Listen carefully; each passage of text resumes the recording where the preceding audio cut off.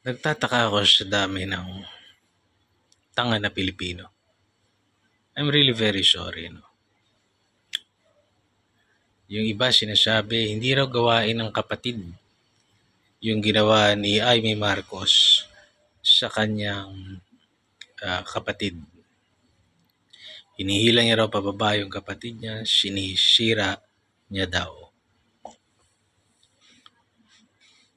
Ngayon I asked one of my kaututang dila. Sabi ko, kunwari magkapatid tayo. Kunwari pareho tayong mekaniko. Ako marunong talaga, ikaw bangag.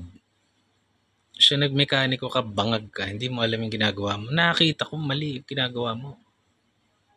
Yung ginagawa mong yon, magdudulot ng mas malaking sira doon sa tao. Kikita ka nga pero hindi ka nababalikan nun. Makakarma ka. Ikalawa, pwedeng madisgrasya yung tao sa gagawin mo. Lalo pa at kung may sakay na bata, baby, yung... So kung ako yung mekaniko, kapatid mo ako, mekaniko ka rin pero bangag ka, sisitahin kita. Mali yan, Brad. Mali. Tapos dahil bangag ka, ayaw mong sumunod sa akin, sasabihin ko dun sa, kung hindi ko kayang gawin, hindi ako na lang gagawa, sasabihin ko.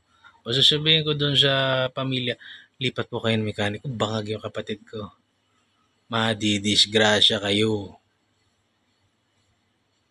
Yun ba ay pagtatraidor sa kapatid? Hindi.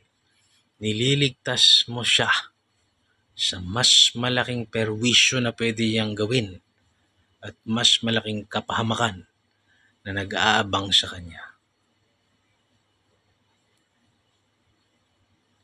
Kasi pag nakaperwisyo ka ng iba, ang daming pwedeng mangyari sa'yo. Karma, pagsisisihan mga pambuhay, batas ng Diyos, batas ng tao. Ang daming karma pwedeng mangyari sa'yo. Ang daming balik na masama. So, hinihimok mo yung kapatid mong gawin yung tama. Sarado mo muna yung shop mo, bangag ka pa eh. Ayusin mo yung sarili mo, mag-rehab ka, malis na tayo, sara mo na yung shop mo. Hindi ka pwedeng mekaniko. Diba gano'n sasabihin mo kung kapatid ka? Yun ang pinakamahirap pero pinakatamang ginawa ni Amy Marcos sa aking mata. So nakakapagtaka na marami pa rin ang nagsasabing pagtatraidor yung ginawa ni Amy. God bless.